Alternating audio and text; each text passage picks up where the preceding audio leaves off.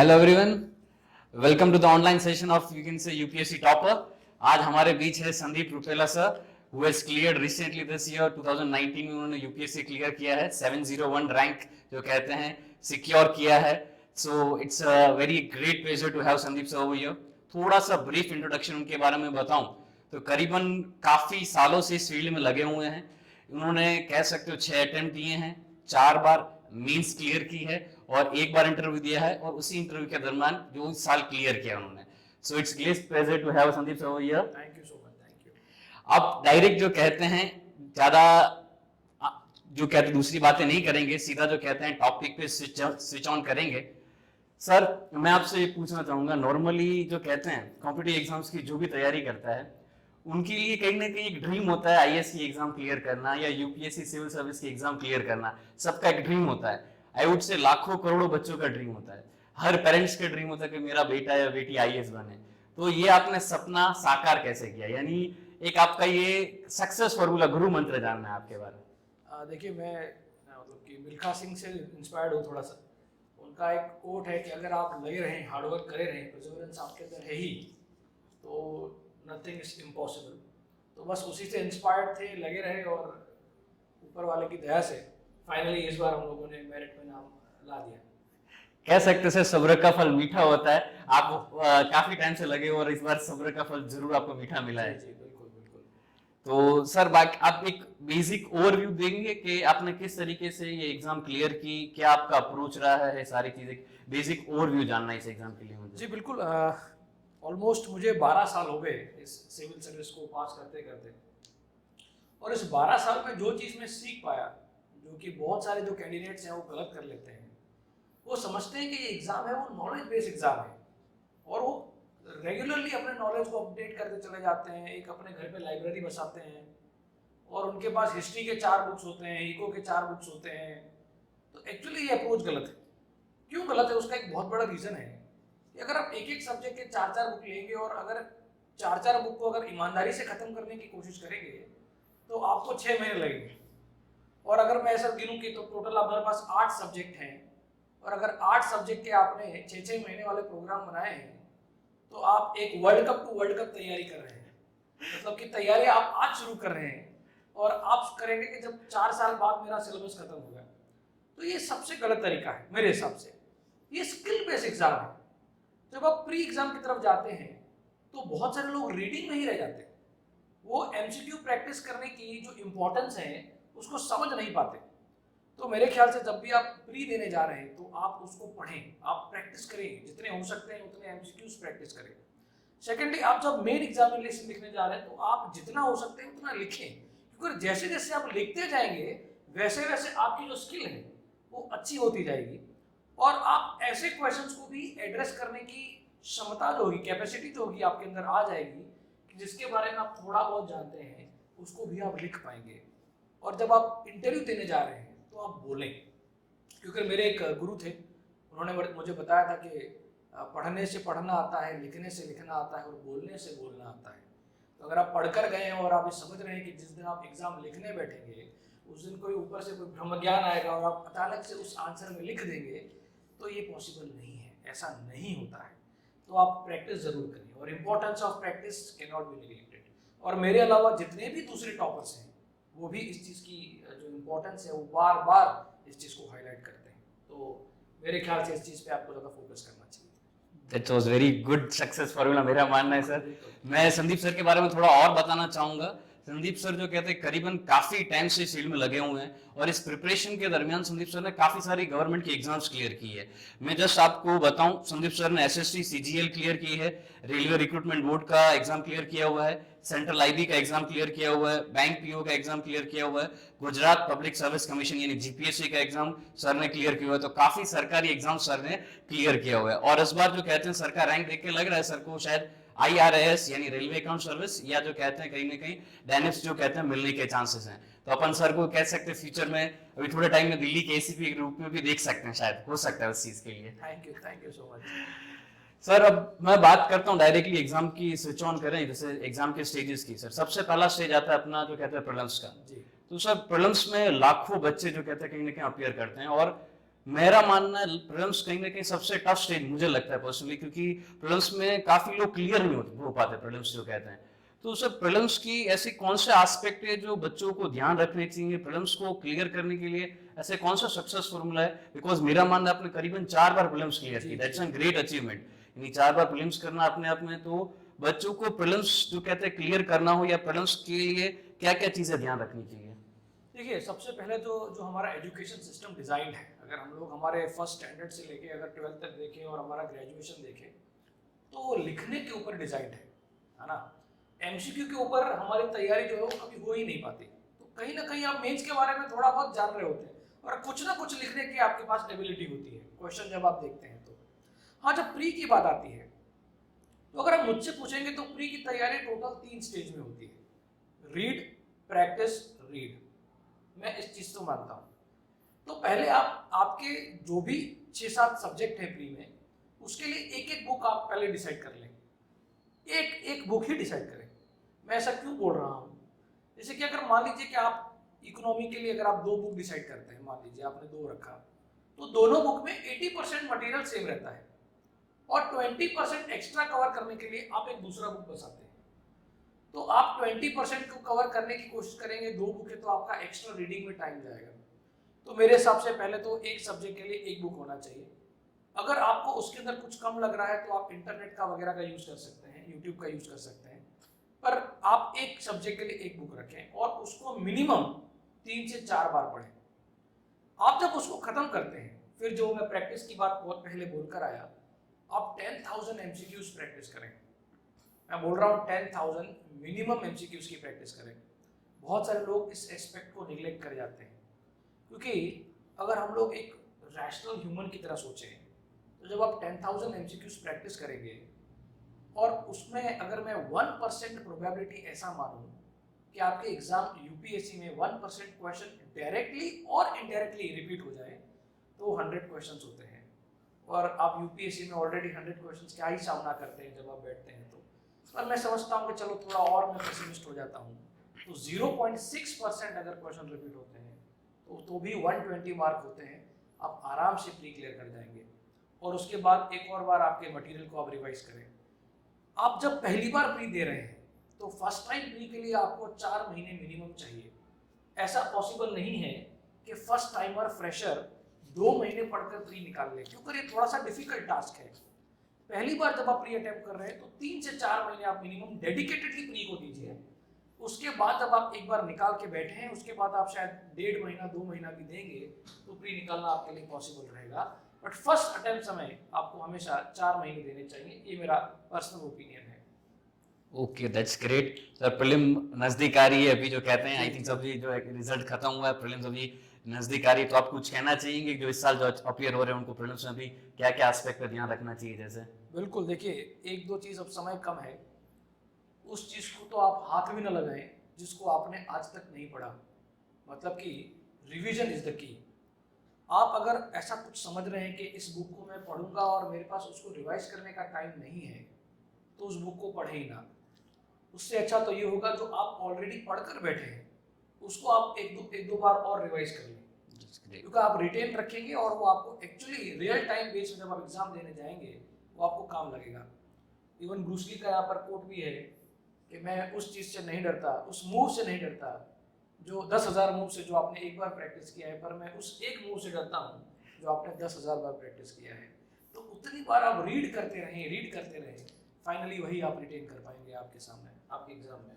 बहुत सही कहा सर। नाउ मूविंग अहेड, जो कहते हैं नेक्स्ट स्टेज जो कहते हैं प्रीलिम्स का, आई थिंक सर ने बहुत अच्छी चीजें बताई है काफी, जो इस साल अटेम्प्ट कर रहे हैं या फिर जो आने वाले सालों में भी कर रहे हैं। आई थिंक सर का जो कहना है आई थिंक बहुत बढ़िया है। नेक्स्ट स्टेज जो कहते हैं मेंस, एक्चुअली यूपीएससी का जो मेंस है वो सही में मेन स्टेज है आई थिंक। बिल्कुल बिल्कुल, तो उसी पे आपका मेरिट डिसाइड होगा। हाँ, उसी के बेस पे आप मेरिट डिसाइड होता है, आप इन हो या आउट हो, that would be decided by mains. तो सर ये मेंस जो कहते हैं उसको कैसे क्लियर किया जा सकता है? देखिए, सबसे पहले तो आप जब आप प्रिपरेशन स्टार्ट कर रहे हैं तो आप मेन स्टेज ऑफ एग्जामिनेशन से ही स्टार्ट करिए, है ना। बहुत सारे लोग होते हैं वो प्री इतना एक्सपर्ट हो जाते हैं प्री में, मैं खुद भी कहीं ना कहीं उसी लूप में फंसा हुआ था कि प्री में हम लोग इतना एक्सपर्ट हो जाते हैं कि हम लोग मेंस के ऊपर ध्यान ही नहीं दे पाते। आपकी तैयारी पहले मेन एग्जामिनेशन से शुरू होनी चाहिए। उसके बाद आप प्री स्टेज पे आए। जब मैं मेन एग्जामिनेशन की बात कर रहा हूँ तो आपका ऑप्शनल आपका बिल्कुल रेडी हो जाना चाहिए, क्योंकि आपका जब प्री आप देंगे उसके बाद तो आपके पास टाइम ही नहीं बचेगा कि आप मेन की तैयारी फ्रेश कर पाए। तो पहले आप हमेशा मेन की एग्जाम की तैयारी करें। उसमें भी एक चीज़ को आप अपने माइंड में बिठा दें कि राइटिंग प्रैक्टिस जो है वो की है, और इस बार अगर मैं सक्सेस हो पाया बाकी मेरे अटेम्प्ट के मुकाबले, तो उसका सिर्फ एक ही रीज़न था कि इस बार मैं ऐसा कहूँ कि सिर्फ और सिर्फ मैंने लिखा था। पढ़ने का अगर मुझे कोई कहेगा कि क्या रोल है, तो मैं उसको 40-60 के रेशियो में डिवाइड करूँगा कि 40% रोल जो है वो रीडिंग का है और 60% जो रोल है वो राइटिंग का है। अगर मैं एक एग्जाम्पल दे पाऊँ तो आप शायद समझ पाएंगे कि आप जब लिखते चले जाते हैं तो आप एक ऐसी स्किल की मास्टरी कर देते हैं कि आप ऐसे क्वेश्चंस को भी एड्रेस कर पाते हैं जिनके बारे में आपको पता भी ना हो, क्योंकि आप जब लिखते रहते हैं तो आप उस स्किल की तरफ और थोड़ा आप you are keep your skills जो होती है वो हॉर्न होती चली जाती है, अपडेट होती चली जाती हैं।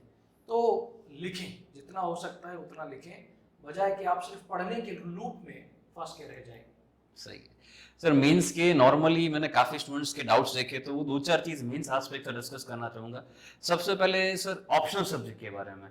सर का मैं बताऊं, ऑप्शनल सब्जेक्ट है Sindhi literature. I think first यानी एक ही स्टूडेंट है, एक ही एस्पिरेंट आप कह सकते हो जो पूरे इंडिया में सिंधी लिटरेचर से क्लियर हुए हैं, जो कहते हैं। सर काफी बच्चों को डाउट रहता है, कंफ्यूजन रहता है कैसे ऑप्शनल को कवर किया जाए, ऑप्शनल क्या चूज करे कैसे, तो ऑप्शनल के बारे में सर थोड़ा हाईलाइट कर पाएंगे?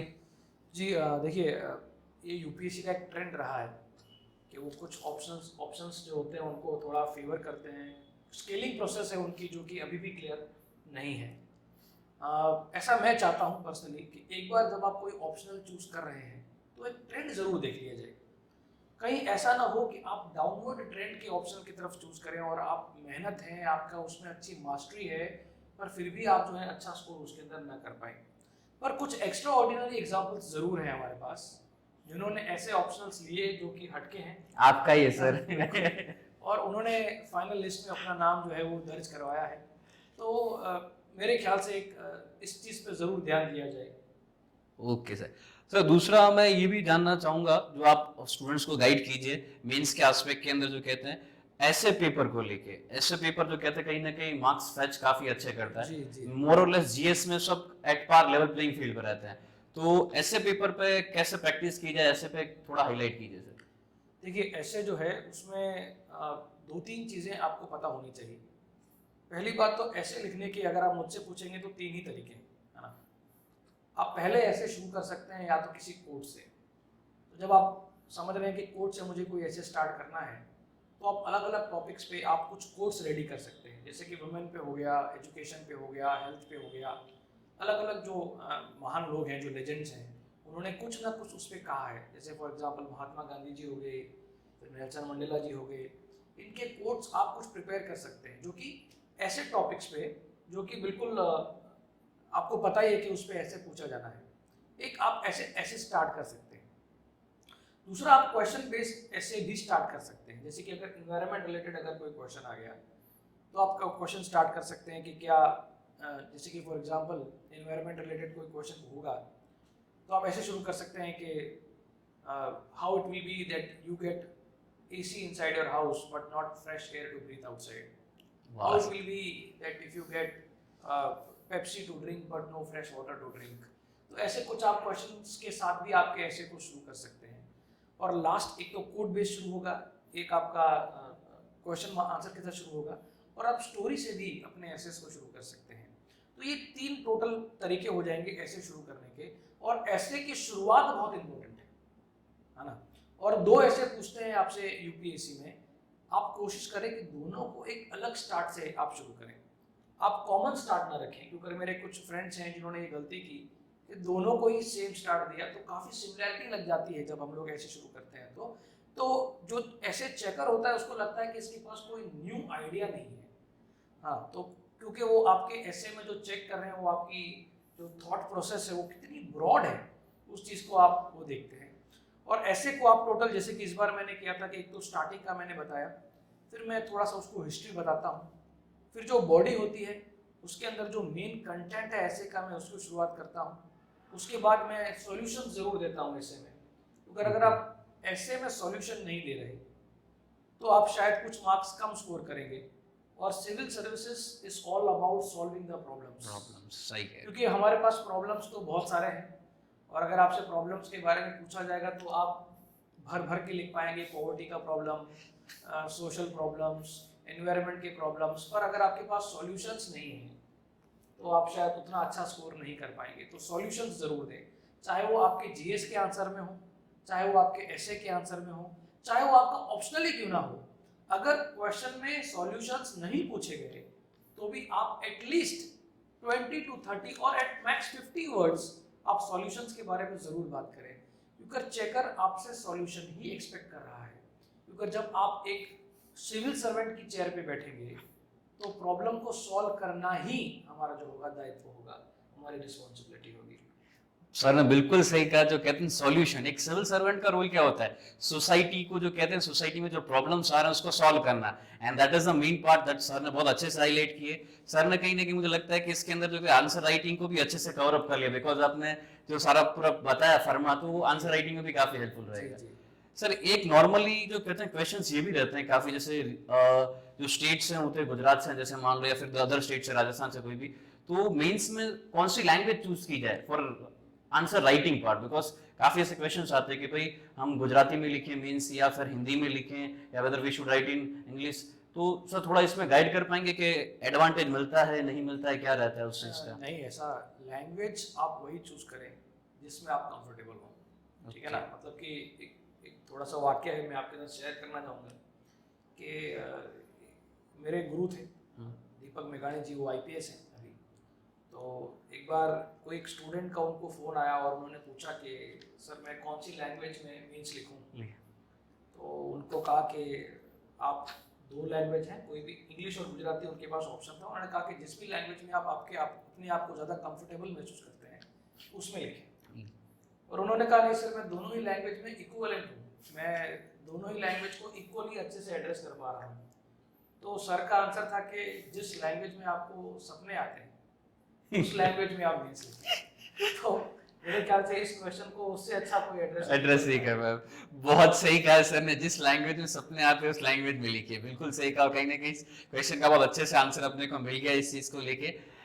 अब सर नेक्स्ट स्टेज पे आते हैं, जो कहते हैं इंटरव्यू स्टेज, जो कहते हैं इंटरव्यू तक पहुंचना ही जो कहते हैं सबके लिए कहीं ना कहीं ड्रीम होता है, बिकॉज वेरी सिलेक्टेड जो कहते हैं students reach over the interview stage. तो सर आपका इंटरव्यू का एक्सपीरियंस कैसा रहा सर?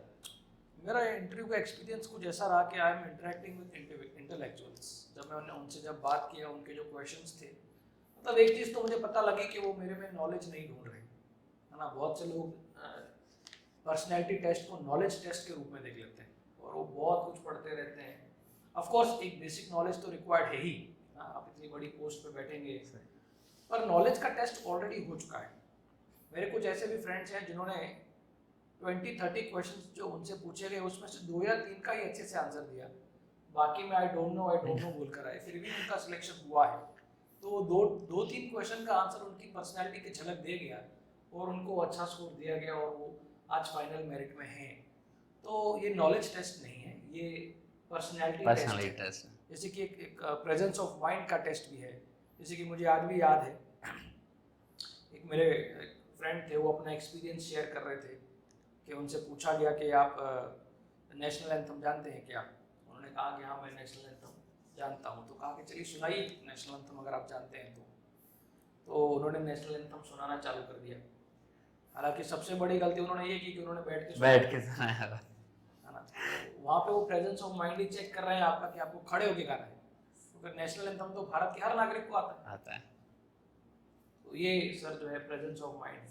2-3 क्वेश्चंस जो मुझसे पूछे गए, हाँ सर वो बिल्कुल हाईलाइट कीजिए, क्योंकि इस साल आपको क्या क्वेश्चन पूछे और आपने क्या आंसर दिए, तो बच्चों को भी पता चलेगा कि भाई this kind of questions UPSC asked and आपके क्या आंसर रहे हैं। जैसे कि मुझसे उन्होंने एक बार पूछा था कि आप सिंधी लिटरेचर के 2-3 अच्छे ऑथर का नाम बताइए।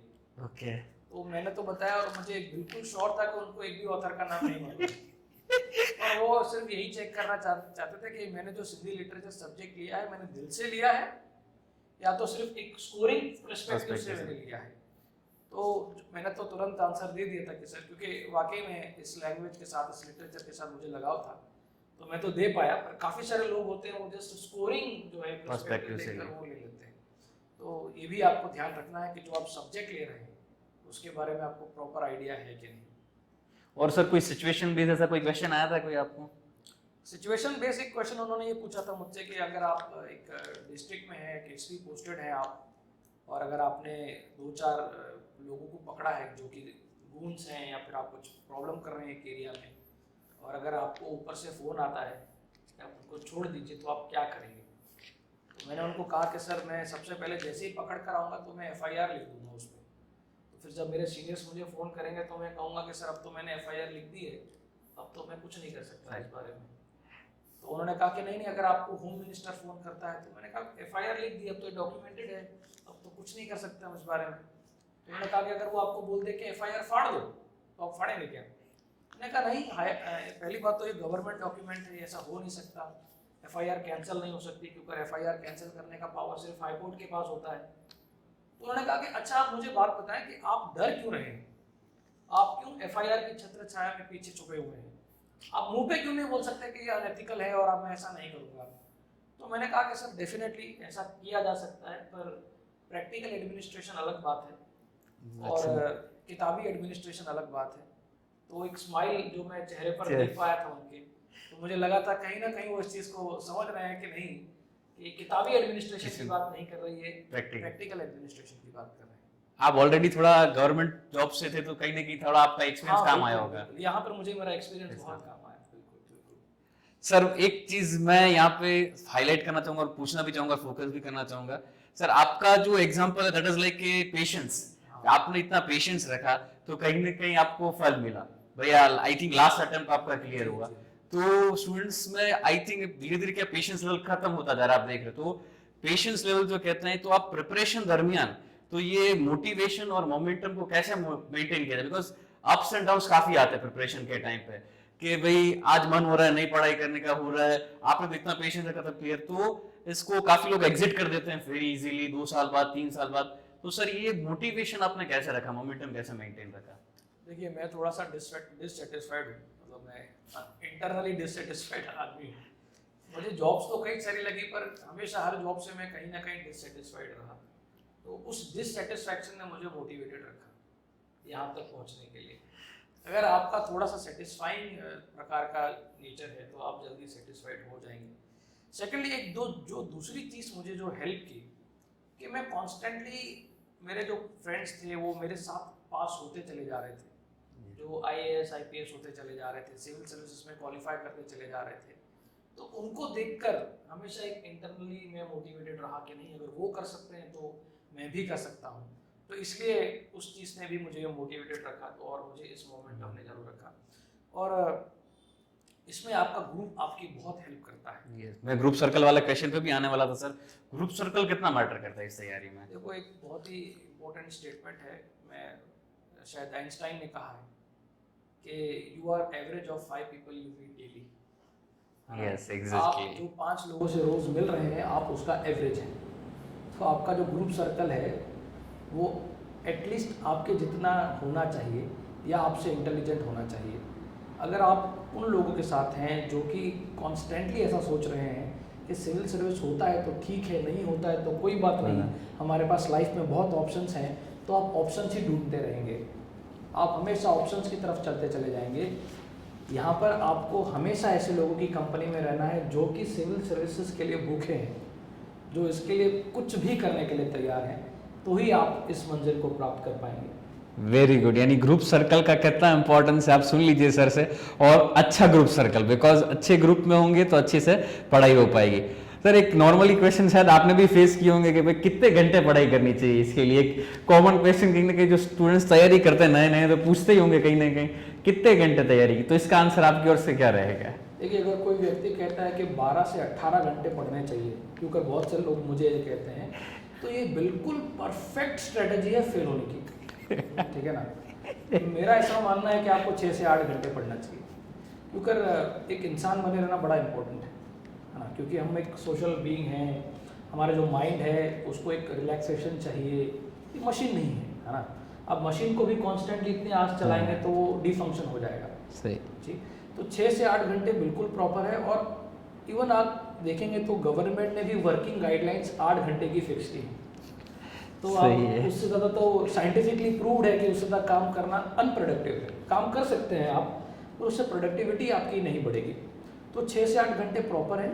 उसके अलावा आप आपकी फैमिली को टाइम दें, आप आपके फ्रेंड सर्कल को टाइम दें, आप बिल्कुल नॉर्मल आप मूवी वगैरह पसंद करते हैं तो वो देखें, है ना। ये बहुत इंपॉर्टेंट है, रिलैक्सेशन बहुत इंपॉर्टेंट है। इंसान बना रहना बहुत इंपॉर्टेंट है, अपने आप को मशीन बना देना जो है वो सही नहीं है। और कहीं ना कहीं मैंने ये गलतियाँ की है, इसीलिए मैं आपको अपने एक्सपीरियंस के साथ बता सकता हूँ कि ऐसा नहीं करना चाहिए। सर ने बहुत अच्छे से हाईलाइट किया कि इस क्वेश्चन को भी कवर कर दिया कि प्रिपरेशन के दरमियान जो कहते हैं कि क्या क्या एस्पेक्ट जो कहते हैं, सिर्फ केवल पढ़ाई नहीं, सर ने जैसे बोला ग्रुप सर्कल, साथ में फ्रेंड्स, फैमिली, मूवी देखो, तो ये सारी चीज़ें कहीं ना कहीं प्रिपरेशन में हेल्प करती है। सर मैं प्रिपरेशन को लेके एक टॉपिक जो कहते हैं करंट अफेयर्स, कहते हैं भाई current affairs is the heart and soul of this examination. तो करंट अफेयर्स के लिए चाहे प्रीलिम्स हो, चाहे मेंस हो, चाहे इंटरव्यू, करंट अफेयर्स काफ़ी इंपॉर्टेंट है। तो करंट अफेयर्स के इस एस्पेक्ट के ऊपर थोड़ा आप हाईलाइट कर पाएँ तो अगर। देखिए, करंट अफेयर्स कैसे तैयार किए जाएं, बहुत ही इंपॉर्टेंट क्वेश्चन आपने मुझसे पूछा। देखिए, यहाँ पर मेरा व्यू बाकियों के शायद अलग हो सकता है, तो उसके लिए मैं पहले ही आप लोगों को सॉरी बोल देना चाहूँगा। देखिए, बहुत से लोग मुझे कहते हैं कि सर हम लोग न्यूज़पेपर पढ़ रहे हैं, उनको 3-3 घंटे लग जाते हैं न्यूज़पेपर पढ़ने में, तो पढ़ना चाहिए क्या? मैं आपको पहले ही एक चीज़ बोलकर आया कि जिस चीज़ को आप दोबारा ना पढ़ पाएँ वो नहीं पढ़नी चाहिए। तो न्यूज़पेपर आप पढ़ें, पर 45 मिनट से ऊपर टाइम न दें। नहीं, एटलीस्ट आप करंट के साथ टच में रहें कि आपके आसपास क्या घटनाएं घट रही हैं। यहाँ पर मैगजीन्स का रोल बहुत इंपॉर्टेंट है ना। आपको शायद लगेगा कि सर तो आप तो मैगजीन्स प्रमोट कर रहे हैं, पर एक चीज़ आप कुछ समझें कि आप अगर न्यूज़पेपर पढ़कर उसमें से नोट्स बना रहे हैं तो वो 3-3.5 घंटे का डेली प्रोसेस है। और अगर आप ऐसा कर रहे हैं तो आपकी 6 से 8 घंटे की पढ़ने में से आपने 3-3.5 घंटे, तो मतलब ऑलमोस्ट 50% जो आपका टाइम है आपने न्यूज़पेपर पढ़ के नोट मेकिंग में निकाल दिया। पर अगर आप थोड़ा सा सोचेंगे तो जो ऑलरेडी इतने सारे इंस्टीट्यूट्स और इतने सारे क्लासेस और इतने सारे मैगजीन्स निकालने वाले जो संस्थाएं हैं, उनके पास एक्सपर्ट टीम्स हैं, है ना। पॉलिटी की उनके पास अलग से एक टीम है जिसमें पॉलिटी के करंट अफेयर निकालने के लिए 4 लोग रखे हैं, इंटरनेशनल रिलेशन निकालने के लिए 4 लोग रखे हैं, सोशल इश्यूज़ के लिए 4 लोग रखे हैं। और उनका तो काम ही पूरे 24 घंटे यही है कि इस पर्टिकुलर टाइम, इस टॉपिक में से आपको करंट अफेयर निकाल के देना है जो कि एग्जाम के लिए रिलेवेंट है। तो आप 3-3.5 घंटे अगर खुद पढ़ रहे हैं तो पहले तो आप उसमें से क्या रिलेवेंट है वो निकाल रहे हैं, अपने हाथ से लिख रहे हैं, और उसके बाद आप बहुत सारी चीज़ें वो भी आपके नोट मेकिंग में निकाल देंगे जो काम की नहीं होंगी। तो मेरे ख्याल से पर्सनली अगर आपको एक्सपर्ट नोट्स निकाल के दे रहे हैं, वो भी शायद 50-60 रुपीज़ पर मंथ पे, तो मेरे ख्याल से वो बेटर है।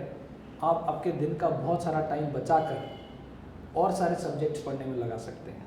वेरी गुड सही। जैसे सर आपने बताया एक्सपर्ट नोट्स, जैसे एक्सपर्टाइज की हेल्प कही, तो इस एक्सपर्टाइज को लेके मैं एक पॉइंट पे आना चाहूँगा कि सर क्या इस प्रिपरेशन के दरमियान इस कोचिंग कंपलसरी, और कोचिंग को कहीं आपको हेल्प मिली, कोचिंग से आपको कहीं हेल्प मिली, कोचिंग ली थी आपने, कहीं हेल्प मिली आपको? जी, मैंने कोचिंग ली थी और पर्सनली मैं कोचिंग को सपोर्ट करता हूँ। मतलब सपोर्ट करने का मतलब कि कोचिंग लेनी चाहिए। क्यों लेनी चाहिए, उसका बहुत बड़ा रीज़न है कि अगर मान लीजिए कि आप खुद से तैयारी कर रहे हैं तो आपको समय बहुत ज़्यादा लग जाएगा। कोचिंग आपके उस समय को बहुत कम कर देता है।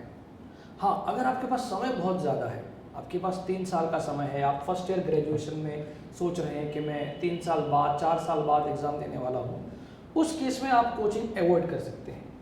पर अगर आप फ्रेश ग्रेजुएट हैं, आपको तुरंत सिविल सर्विस निकालना है, तो मेरा ऐसा मानना है कि कोचिंग लेनी चाहिए। इनफैक्ट कोचिंग के बारे में तो सचिन ने भी कहा है कि मैं ABCD जो है अपने कोच से सीखा हूँ।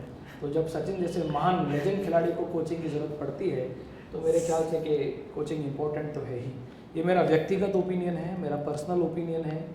आप कहाँ से कोचिंग लें, ऑनलाइन ले सकते हैं, यूट्यूब से ले सकते हैं, इवन आपके जो फ्रेंड्स पास हो गए उनकी गाइडेंस ले सकते हैं, पर गाइडेंस तो ज़रूरी है ही, ऐसा मेरा पर्सनल ओपिनियन है। वो आपका काम बहुत आसान कर देती है। जो आप गलतियां करते चले जाएंगे, ठीक है ना, वो गलतियां आपकी बहुत कम हो जाएंगी।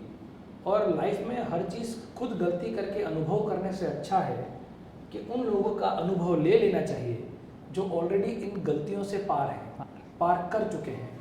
तो अगर उनकी गाइडेंस अवेलेबल है तो ज़रूर ले लेनी चाहिए।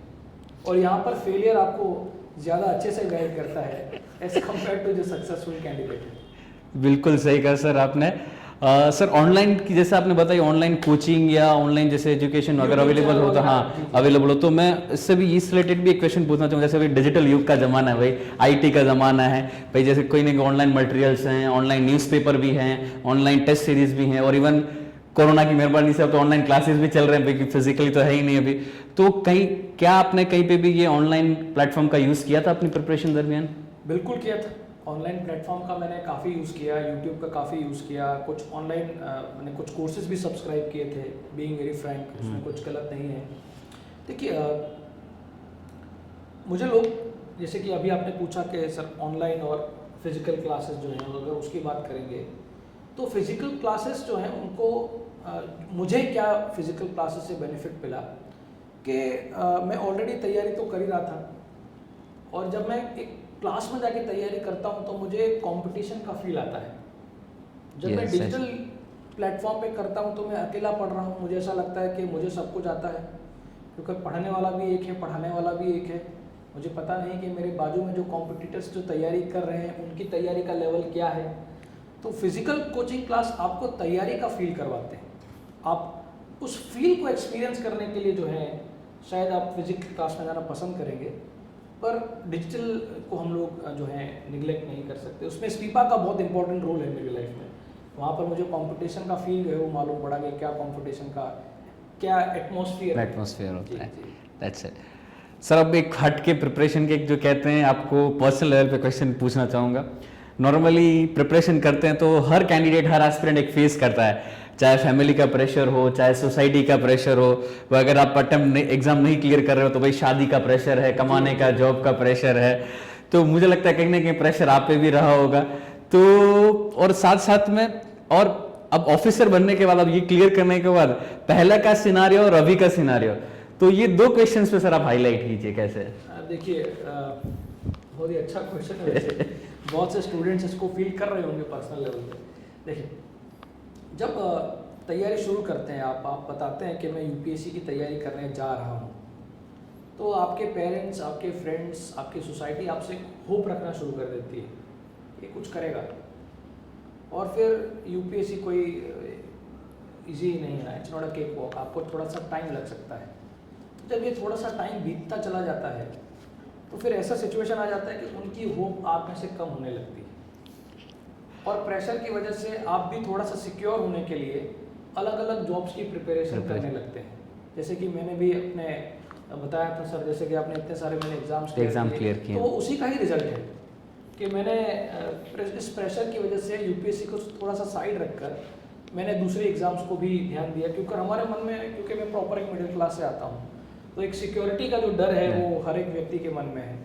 तो इसीलिए हम लोग थोड़ा सा इससे डिफोकस हो जाते हैं, थोड़ा सा अलग दिशा में चले जाते हैं, और फिर डिससेटिस्फाइड रहते हैं, क्योंकि हमने एक बड़ा गोल जो था वो नक्की मतलब डिसाइड किया था कि वहाँ तक जाना है, पर कंटिन्यूस हम लोग इसको करते रहते हैं। उनका जो होप होता है वो हमसे कम होता चला जाता है, खुद से भी होप जो होता है अपने आप से वो भी कम होता चला जाता है, और फाइनली आप एक दिन जब सिलेक्ट हो जाते हैं फिर उनको ऐसा बोलने, लोग ऐसा बोलते भी हैं कि मैं तो पहले ही कहता था कि ये पास हो जाएंगे एक दिन, है ना। फिर जो आपके घर पे दूध लेकर आता है ना, वो भी क्रेडिट लेने लगता है कि तो मैं दूध, मेरा दूध लेकर जो है ये सिविल सर्विस पास हुआ है। सेलिब्रिटी वाली फीलिंग आती होगी सर। बिल्कुल बिल्कुल।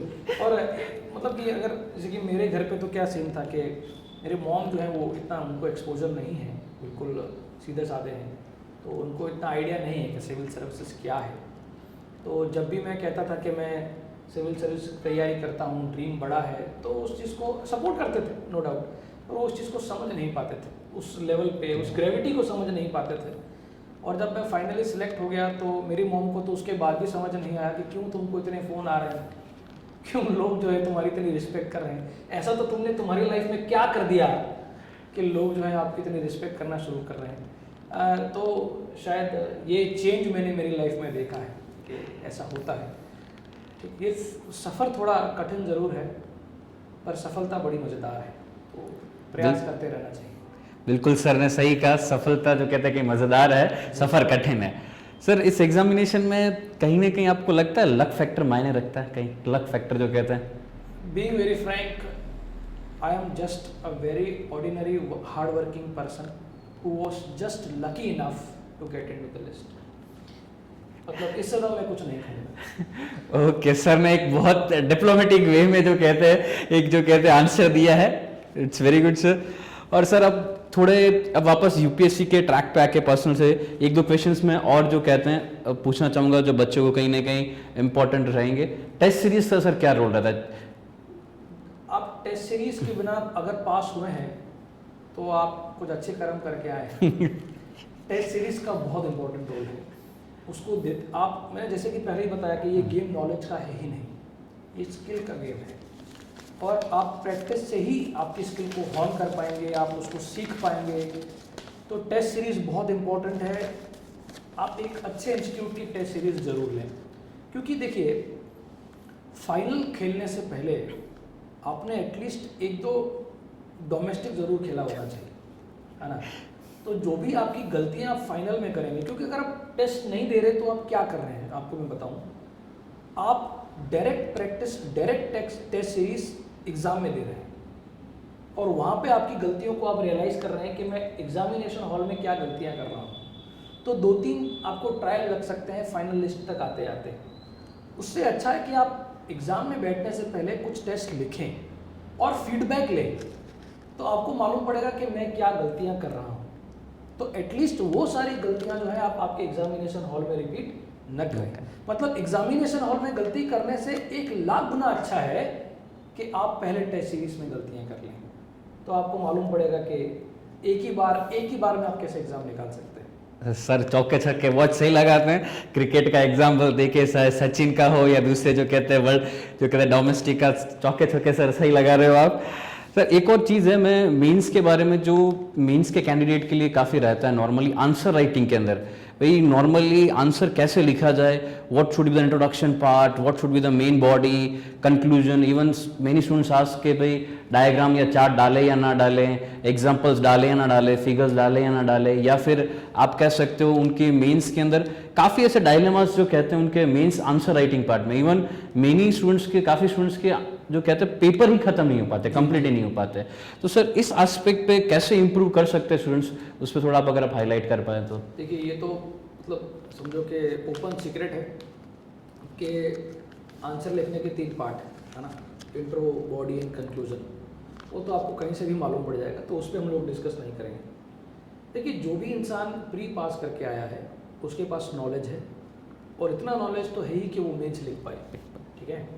तो एक क्वेश्चन आता है कि फिर सक्सेसफुल कैंडिडेट्स और जो कि मेहनत करने वाले कैंडिडेट्स हैं उनके बीच में क्या डिफरेंस रह जाता है। तो डिफरेंस रह जाता है आंसर फॉर्मेट का, सेकेंडली रिप्रेजेंटेशन का, जो कि बहुत ही इम्पोर्टेंट है। बहुत से मेरे फ्रेंड्स हैं जिनका जब मैं आंसर पढ़ता हूँ तो वो चैलेंज मोड में आंसर लिखते हैं। नॉलेज तो ही, अब चैलेंज मोड में किसको कहता हूँ कि वो चेकर को चैलेंज कर रहे हैं कि ढूंढ मैंने क्या लिखा है किधर, और वो चेकर की जो मेहनत है वो काफ़ी बढ़ा देते हैं। तो आप अगर चैलेंज करेंगे चेकर को तो आप अच्छा स्कोर नहीं कर पाएंगे। आपका आंसर बिल्कुल क्रिस्टल क्लियर होना चाहिए, जो भी पूछा है उसके बिल्कुल अकॉर्डिंग होना चाहिए। इसके लिए आपको जो क्वेश्चन पूछे गए हैं आप क्वेश्चंस को अंडरलाइन भी कर पाएंगे। जैसे फॉर एग्जांपल अगर मैं आपको दे पाऊँ, अगर क्वेश्चन पूछा गया कि pros and cons of globalisation अगर आप समझाइए, तो यहाँ पर 3 चीज़ें वो आपसे पूछ रहा है। इंट्रो में आपसे ग्लोबलाइजेशन की डेफिनेशन पूछ रहा है, प्रोज पूछ रहा है और कॉन्स पूछ रहा है। तो आप पहले तो आप डेफिनेशन दें, फिर अब जब प्रोस लिख रहे हैं जब आप, तो उसको आप ब्रैकेट में डालें और उसके नीचे आप कुछ पॉइंट्स लिखें। कॉन्स को आप ब्रैकेट में डालें, हाईलाइट करें और उसके नीचे आप अपने कुछ पॉइंट्स लिखें। तो चेकर को उसको ढूंढने में ज़्यादा प्रॉब्लम नहीं होगी और उसका जीवन सरल हो जाएगा और वो आपको अच्छे से स्कोर देगा। जब आप डायग्राम की बात कर रहे हैं तो डायग्राम ज़रूर बनाने चाहिए। डायग्राम से 2 बातें होती हैं, एक तो जैसे कि मैंने बताया कि चेकर का जो जीवन है वो सरल हो जाता सरल है। हो जाता है। सेकंड, आपका टाइम काफ़ी बच जाता है, तो आप पेपर कंप्लीट कर पाते हैं। बात है। एक तो आपका पेपर जो होता है वो लगता है कि हाँ आपने कुछ दिया है, आपके आंसर में कुछ हटके दिया है, जब स्पेस ऑक्यूपाई होती है। फिर स्पेस ऑक्यूपाई करने का मतलब ये नहीं है कि आप 2 पेज में से 1 पेज डायग्राम बना लें। 30-40% जो आपके पेज का पोर्शन है, अगर आप डायग्रामेटिकली या चार्ट या फ्लो चार्ट वगैरह कुछ बना के बना सकते हैं तो बनाना चाहिए। दैट्स वेरी गुड, बहुत अच्छे से हाईलाइट किया है कि मेंस रिलेटेड जो काफ़ी स्टूडेंट्स के रहते हैं भाई, तो आई थिंक इसमें काफ़ी कुछ अच्छे से सर ने जो कहते हैं कवरेज किया है। सर एक क्वेश्चन ये है कि भाई कहते हैं ना दिल्ली जो इस एग्जामिनेशन के लिए सबसे बड़ा हब माना जाता है इस एग्जामिनेशन की तैयारी के लिए, तो इसे आप मिथ बोलो, मान्यता बोलो, रियलिटी बोलो, क्या दिल्ली जाना कंपलसरी इसकी तैयारी प्रिपरेशन के लिए? मुझे दिल्ली गए 10 साल हुए, और जब मैं दिल्ली था तो एग्ज़ाम नहीं निकला, अहमदाबाद में वो तो निकल गया। तो मेरे ख्याल से इस चीज़ से मैं स्पष्ट कर रहा हूँ। और हाँ, एक टाइम था, बिल्कुल ऐसा एक टाइम था जहाँ पे दिल्ली जाना बहुत ज़रूरी था, क्योंकि सारे कोचिंग का जो एपिसेंटर था वो दिल्ली था। आज हम देख रहे हैं कि साउथ इंडिया में भी बहुत अच्छे अच्छे इंस्टीट्यूट्स हैं, वहीं पे लोग रह के तैयारी कर रहे हैं। इवन हमारे खुद के गुजरात में काफ़ी सारे एसपीपा जैसा बहुत ही बेहतरीन इंस्टीट्यूट है। उसके बाद जो ये डिजिटल रिवॉल्यूशन आया है वहाँ से आप पढ़ सकते हैं। तो आज दिल्ली जाना इतना इम्पोर्टेंट नहीं रह गया है, आप घर पर भी बैठकर तैयारी कर सकते हैं, बस आपका ग्रुप प्रॉपर होना चाहिए। जैसे कि मैंने बताया ग्रुप सर्कल जो कहते हैं उस चीज़ को, आपका ग्रुप सर्कल, क्योंकि वो आपको मोटिवेटेड लगता है। और ऐसा भी हुआ है कि 5 लोग साथ में मिलकर तैयारी कर रहे हैं तो 5 का सिलेक्शन हो गया, क्योंकि वो ग्रुप में थे। और 5 लोग थे तैयारी कर रहे हैं, 5 का नहीं हुआ, 5 रह गए, क्योंकि 5 फिर लोग जो होंगे वो शायद इतने मोटिवेशनल एक दूसरे को नहीं दे पा रहे हैं, इसकी वजह से उनका सिलेक्शन नहीं हो पाया। बिल्कुल सही कहा सर। फिर एक आधा क्वेश्चन ऐसा भी जो कॉमन क्वेश्चन देखने को मिलता है कि भाई 5-10 जना तैयारी कर रहे हैं, तो एक जना बहुत सारी किताबें लेके पढ़ रहा है, दूसरा उसको देख के यार मैं भी पढ़ लूँ, तो इन चीज़ों को कैसे अपने आप को रोका जाए, या फिर चीज़ों को कहते हैं ना एक मन लालचू इंसान जो कहते हैं कि भाई सब पढ़ लो, तो इन चीज़ों को कैसे कंट्रोल किया जाए और सारी चीज़ों पे कैसे रख के आगे बढ़ा जाए? देखिए, जो लोग बुक्स बहुत कलेक्ट करते हैं वो तो ऑलरेडी कलेक्टर ही हैं।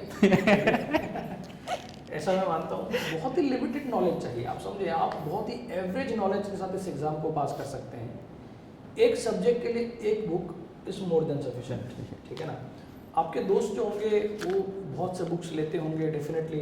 मतलब मेरे भी फ्रेंड सर्कल में थे कि जैसे कि फॉर एग्जांपल हिस्ट्री का तो 2-4 बुक, 2-4 बड़ी किताब, इकोनॉमी के 2-4 बुक होंगे। तो देखिए, आप थोड़ा सा आराम से बैठ कर जब विचार करेंगे तो क्या ये पॉसिबल है कि हम लोग हिस्ट्री के इतने सारे बुक्स पढ़कर याद रख पाएँ, है ना। क्योंकि मैं पहले ही बोल कर आया कि जो आप रिवाइज नहीं कर सकते, क्योंकि एग्ज़ाम से आप जब 1 हफ्ता दूर होंगे तब वो आपको इतने सारे बुक्स पढ़ना पॉसिबल नहीं होंगे, है ना। तो इतने सारे बुक बसाना मतलब फिर लाइब्रेरी खोलने जैसा हो जाएगा, उतनी रिक्वायरमेंट नहीं है। एक अच्छा बुक एक सब्जेक्ट के लिए उसको आप लगातार बार बार पढ़ें, और जितनी बार आप पढ़ेंगे उतनी बार उसमें से कुछ आप नया सीखेंगे। एक आज भी जब मैं एनसीईआरटी पढ़ता हूँ तो इतनी बार पढ़ने के बाद भी मुझे लगता है कि वो मुझे कुछ नया व्यू दे रही है, कुछ नया आइडिया दे रही है, मेरे हॉराइजन को वो ब्रॉड कर रही है। तो मेरे ख्याल से एक बुक को 10 बार पढ़ना बेटर है, और उसके बाद प्रैक्टिस करना वो तो उसकी की है। एमसीक्यू प्रैक्टिस करना प्री के लिए और राइटिंग प्रैक्टिस करना मेन के लिए। हो सकता है कि आप जो बुक पढ़ रहे हैं और जब आप एमसीक्यू प्रैक्टिस करेंगे, एमसीक्यू में आपको ऐसे कुछ क्वेश्चंस मिल जाएंगे जो आपके मटेरियल के बाहर के हैं। तो जब आप ऐसे एमसीक्यू को आप देखेंगे तो आपका जो माइंडसेट है वो 2 प्रकार का हो सकता है। एक कि मेरे बुक में से ये क्वेश्चन नहीं पूछा गया तो मैं ऐसा कोई बुक खरीद लाऊं जिसके अंदर ये क्वेश्चन हो और मैं उसको पढूं और मैं सेटिस्फाइड हो जाऊं। या दूसरा माइंडसेट होगा कि ऑफ कोर्स मेरी बुक में ये कवर नहीं था, पर जब अब मैंने इस एमसीक्यू को सॉल्व किया है, अब मेरा ये टॉपिक क्लियर हो गया है, और अब अगर मेरी लाइफ में दोबारा जब एक क्वेश्चन पूछा जाएगा तो मैं इसका आंसर दे पाऊंगा। जैसे कि एक और अगर मैं आपको एग्जांपल दे पाऊँ, जैसे कि मैंने एसएससी सीजीएल क्लियर किया, तो उसके अंदर मुझे एक चीज़ मालूम पड़ी कि प्रोबेबिलिटी का जो एक चैप्टर है, जिस प्रोबेबिलिटी में या फिर उसके 70 to 72 टाइप्स ऑफ क्वेश्चन होते हैं, 70 से 72 टाइप के क्वेश्चन होते हैं। एक बार जब आपने उस क्वेश्चन को एक बार देख लिया उसके बाद कुछ नया क्वेश्चन उसमें से बन नहीं सकता, ठीक है। तो जब 72 क्वेश्चंस को आप एक बार देख लेते हो, उसके बाद आप उस चैप्टर पे मास्टर हो जाते हो। उसी तरह से अगर पॉलिटी का एक प्रेसिडेंट का अगर हम लोग चैप्टर ले लें, आपने एक सोर्स से प्रेसिडेंट के टॉपिक के बारे में बेसिक आइडिया अगर आपने इकट्ठा कर लिया है, उसके बाद जब आप एमसीक्यू सॉल्व करने जाएंगे तो आप एमसीक्यू में गलती करते करते सीख जाएंगे, और प्रेसिडेंट में से जितने क्वेश्चंस बन सकते हैं 60 से 70 जो भी, और एक बार जब आप वो सारे एक बार अपनी आंखों से निकाल लेंगे, फिर उसमें से नया कोई क्वेश्चन बनना पॉसिबल नहीं होगा। और आप जब प्रैक्टिस करेंगे तो आप आराम से एग्जामिनेशन हॉल में उसको निकाल लेंगे। सर ने बहुत अच्छे से हाईलाइट किया है, practice and revision that is a must for, कह सकते हो की to success, revision is the key to success, right sir? बिल्कुल बिल्कुल। ऑलमोस्ट देखा जाए तो अच्छे खासे सारे क्वेश्चंस मुझे लगता है पर्सनली कवर कर लिए हैं। सर एक लास्ट मैसेज बच्चों के लिए कि what the things they should, और एक चीज़, हाँ लास्ट मैसेज से पहले एक और चीज़ में जो कहते हैं, एक क्वेश्चन और पूछना चाहूँगा सर। आपका जो केस है वो था कि लास्ट अटेम्प्ट में आप क्लियर हुए, कि कहीं ना कहीं आपने पेशेंस, और एक काफ़ी केस अपन देखते हैं जो फर्स्ट अटेम्प्ट में भी काफ़ी क्लियर होते हैं। तो वन मैसेज फॉर दोस्त कि भाई जो तैयारी कर रहे हैं उनको फर्स्ट अटेम्प्ट में क्लियर होना है, यानी एक उसके लिए कुछ। देखिए ये एक बहुत ही इम्पोर्टेंट क्वेश्चन आपने पूछा। देखिए बहुत ही फ्रैंक बताना चाहूँगा मैं कि मैंने कहाँ गलती कर दी, और उसी अनुभव के बारे में पूरा एक इंटरव्यू भी दिया मैंने। देखिए मेरे मन में बहुत बार क्वेश्चन आया कि कोई व्यक्ति जब पहली बार आता है और पहली बार निकाल के चला जाता है। देखिए आप अगर लक्ष्मीकांत का बुक देखें या रमेश सिंह का बुक देखें या माजिद हुसैन का जो बुक देखें, जो कि रिकमेंडेड बुक्स हैं, उनको हम लोग रेफरेंस बुक्स कहते हैं ना। और जो लोग बहुत लेट पास होते हैं वो सारे बुक को पेज 1 से पेज लास्ट तक पढ़ने की कोशिश करते हैं। और जो फर्स्ट अटेम्प्ट में निकालने वाले लोग होते हैं वो लोग क्या करते हैं कि उससे कुछ छोटा अगर अवेलेबल है, अगर उसी का कुछ समराइज वर्जन में कुछ अवेलेबल है तो वो लोग उसको पढ़ लेते हैं। समराइज वर्जन में इंपॉर्टेंट टॉपिक्स कवर हो जाते हैं, ठीक।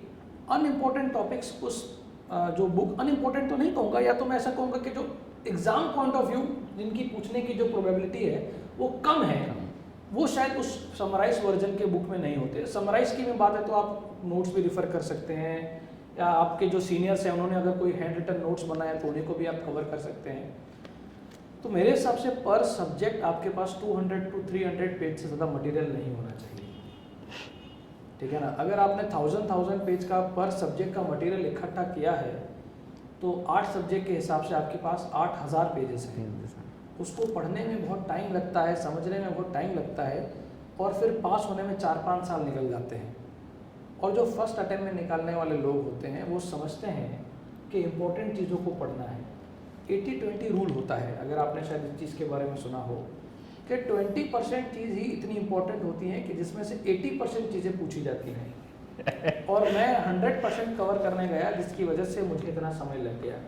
और जो टॉपर्स हैं वो इस चीज़ को समझते हैं कि इम्पोर्टेंट चीज़ें पढ़ें, पर उसके साथ प्रैक्टिस करें। प्रैक्टिस में आप बाकी वाले जो 20% चीज़ें जो छूट जाती हैं उसको भी आप कवर कर जाते हैं। तो मेरे हिसाब से शॉर्ट पढ़ें, इम्पॉर्टेंट पढ़ें और प्रैक्टिस करें, बजाय कि सब पढ़ें। बहुत से लोग तो ऐसे भी आते हैं जो मुझे कहते हैं कि सर मैं सारा सिलेबस ख़त्म करूँगा, उसके बाद मैं टेस्ट सीरीज़ को ज्वाइन करूँगा। तो मैं आपको बताऊँ कि आपके जीवन में वो दिन कभी नहीं आएगा कि जिस दिन आप कहेंगे कि हाँ अब मैंने यूपीएससी का सारा सिलेबस कवर कर लिया। तो अगर आप उस दिन की राह देखकर बैठे हैं कि मेरे जीवन में एक दिन वो ऐसा आएगा जिस दिन मैं यूपीएससी का सारा सिलेबस ख़त्म करूँगा और उसके बाद मैं टेस्ट सीरीज़ की शुरुआत करूँगा, तो आप गलत उम्मीद में बैठे हैं। उससे बजाय कि आप कुछ 200-300 पेज का कुछ शॉर्ट मटेरियल अगर अवेलेबल है, समराइज वर्जन अवेलेबल है, उसको समझें, एमसीक्यूज़ प्रैक्टिस करें, फिर एक और बार आपके मटेरियल को पढ़ें, प्री निकालें। जब आप मेंस में आते हैं, शॉर्ट में कुछ मटेरियल पढ़ें, प्रैक्टिस करें, लिखते रहें। उस समय आपको बहुत से ऐसे क्वेश्चंस मिलेंगे जो आपके मटेरियल के बाहर के होंगे, वहाँ पर आप लिखते लिखते उनसे सीखें। अगर पहला आंसर जब आप लिखने बैठे हैं तो हो सकता है कि आपको 45 मिनट्स तक का टाइम लग जाए पहला आंसर लिखते टाइम, पर कोई बात नहीं, लगने दें। उसके बाद फिर अपने मटेरियल को रिवाइज करें, आप आपके फाइनल एग्ज़ाम को लिखें, और इस तरह जो होंगे आप एग्ज़ाम को पास कर जाएंगे। ये मेरे लास्ट अटेम्प्ट का जो सक्सेसफुल मंत्र है जिसको मैंने यूज़ करके इस एग्ज़ाम को क्रैक किया है। सर ने बहुत सही तरीके से सारी चीज़ों को कवर किया, अच्छे से सक्सेस मंत्र, अपना गुरु मंत्र जो कहते हैं अपने साथ शेयर किया। सर द लास्ट क्वेश्चन, और आई वुड से कि एक लास्ट मैसेज जो यूपीएससी की तैयारी कर रहे हैं, यूपीएससी एस्पिरेंट्स है जो कहते हैं, कहीं ना कहीं क्या होता है जो पास आउट कैंडिडेट्स होते हैं, आप भी कहीं ना कहीं मोटिवेटेड हुए होंगे जो पास हुए प्रीवियस ईयर में, तो ऑब्वियसली आपको भी देख के काफ़ी लोग जो कहते हैं कि मोटिवेशन आएगा, उनको इंस्पिरेशन आएगा। तो one message for those who are preparing for this UPSC, just last message. देखिए, आपने बहुत ही बड़ा ड्रीम देखा है, ठीक है ना। आपने समझो कि टॉप 800,000 लोगों में आने का जो ड्रीम देखा है, और इस ड्रीम को कुछ लोग जल्दी से चेस कर जाएंगे, कुछ लोग थोड़ा देर से चेस करेंगे। जो लोग जल्दी चेस कर रहे हैं उनको देखकर आप आपके ड्रीम को छोड़ न दें, क्योंकि Rome was not built in a day. वो उनका जो जल्दी ड्रीम चेस होने का रीज़न है, उसका बैकग्राउंड आपको चेक करना बड़ा ज़रूरी है। या तो उनकी फैमिली में ऑलरेडी कुछ सक्सेसफुल कैंडिडेट्स होंगे जो उनको गाइड कर रहे होंगे, रेडीमेड गाइडेंस अवेलेबल होगा, तो उनकी जो सक्सेस है उनको जल्दी मिल जाती है। आपको थोड़ा सा लेट ज़रूर मिल सकता है, पर आप इस ड्रीम को छोड़े नहीं। आपका ड्रीम बहुत बड़ा है, और सबसे पहले तो अगर आपने इस ड्रीम को परस्यू करने का ही एक मन बना रखा है, तो उसलिए अपने आप को कॉन्ग्रेचुलेट करें कि मैंने इस बड़े ड्रीम को चेस करने का एक साहस किया है। तो हो सकता है कि कुछ समय ज़रूर लग जाए, पर success is waiting for you. Success is waiting for you all aspirants. So I think एक बहुत अच्छा सा इंस्पिरेशन इंटरेक्टिव सेशन रहा। So let's end up over here. Thank you so much Sandeep sir for guiding everyone. Thank you.